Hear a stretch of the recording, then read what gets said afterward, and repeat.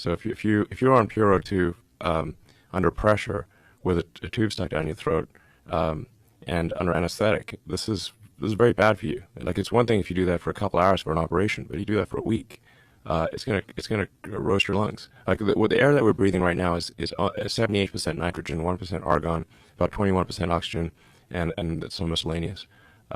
So if you ask most people, what are you breathing? They say oxygen. No, you're breathing nitrogen. Only about a fifth of it is oxygen, and there's about like 1% argon. Now I know quite a lot about life support systems because we make spaceships, and you have to keep people alive in a vacuum. So you got to say, okay, what percentage nitrogen, what percentage oxygen you can do, what's the pressure going to be? So like sea level pressure is about 15 pounds per square inch. And the partial pressure of oxygen at 20, being 20%, is therefore roughly 3 pounds per square inch of oxygen. So in a spacecraft, you want to, and especially if you're in a space suit, you want to lower the pressure. So you want to keep the oxygen, still give people enough oxygen to function, obviously, but you want to lower the nitrogen content so that you don't have a spacesuit that's at 15 psi, because at 15 psi you just pop out like a balloon. It's like hard to move. So you want to try to lower the pressure, down to around, I don't know, 6, 7 psi, maybe even 5 psi. So you lower it to, try to keep the oxygen, partial pressure of oxygen roughly the same, so maybe around 3 psi, and then 3 psi of nitrogen, so you got 50-50 mix of nitrogen and oxygen, and then it's getting pretty hot into that wig. Yeah, maybe wow. I just want to get hot, so I'm sweating. I mean, it's gonna be sweaty and itchy. A little bit. Yeah. Can't believe people wear them all day. Yeah. So Anyway, so I know a thing or two about keeping people ventilators. alive in a vacuum, Right. So, we designed the life support system for keeping humans alive in the vacuum of space, which is very difficult.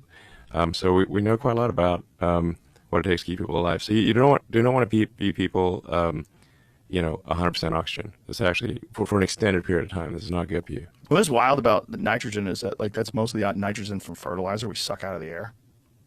Sorry, what do you mean? Most of the nitrogen for fertilizer we suck out of the air. Yeah. One of the big inventions in chemistry was binding nitrogen. Nitrogen is actually fairly inert, so it's quite hard to actually pull nitrogen out of there and bind it into like ammonia. Like basically the process for creating ammonia was actually very important. The Haber method. Yeah. Fritz Haber. Yeah. Same guy who invented Zyklon gas. But it was actually very important to bind nitrogen from the air to fertilizer. So that actually was frankly a life-saving invention at scale, because you just run out of nitrogen. Like nitrogen, pure nitrogen is a low energy state. So to try to bind it into fertilizer requires a lot of energy to do that. It's quite tricky. So that was a very important breakthrough. Yeah, I read that 50% of the nitrogen in most people's body comes from that method. 50% of the nitrogen in most people's body that they've consumed from food. Oh yeah, because of fertilizer. Yeah, because of that. Yeah, Haber that might method. be true. It was a fundamental problem for most of civilization, is how do you get nitrogen for the plants. The limiting factor, in fact, even in the rainforest, is like the nitrogen is bound nitrogen. What, if anything, is out near SpaceX? Like, what do you guys have out there? In LA or here? Out here. We've got the Starlink terminal factory. So we, for the Starlink V4 terminals, we build them here. We built the version 3 terminals and the version 3 minis. We do part of the production, or actually, I should say, we've done all of the production of the terminals thus far in LA, and we'll continue to do production in LA. But we've just completed a second factory in Bastrop, just about 20 minutes from here. And then SpaceX is where you make the launches. What part of Texas is that? Well, the Starship stuff is in South Texas, near the border, just right on the Rio Grande. And how did you pick that location? I was just literally looking at satellite images, for going to orbit, you kind of you want to launch eastward so that you can take advantage of Earth rotation to get to orbit. So it's a little counterintuitive that reaching orbital velocity, getting to orbit is about your speed parallel to the Earth's surface. It's like how fast are you zooming around Earth? It's not a like the gravity at the altitude of the space station is almost the same as it is on the ground. The reason the space station is actually up there is kind of the wrong terminology. It's actually moving around the Earth at 17,000 miles an hour. So the space station goes around the Earth at roughly every 90 minutes. And because Earth is turning, and the speed at which it is turning, or the way you experience velocity is it's moving at like roughly 1,000 miles an hour at the equator. So the closer you are to the equator, the more you can take advantage of Earth rotation to reach orbital velocity. So you want to, and since it's rotating eastward, you want to be on the east coast to get to make it easier to get to orbital velocity. So you need a section of coast that's on the east, fairly southward, that is not occupied. So like almost all of Florida, except for Cape Canaveral, is wall-to-wall houses on the beach.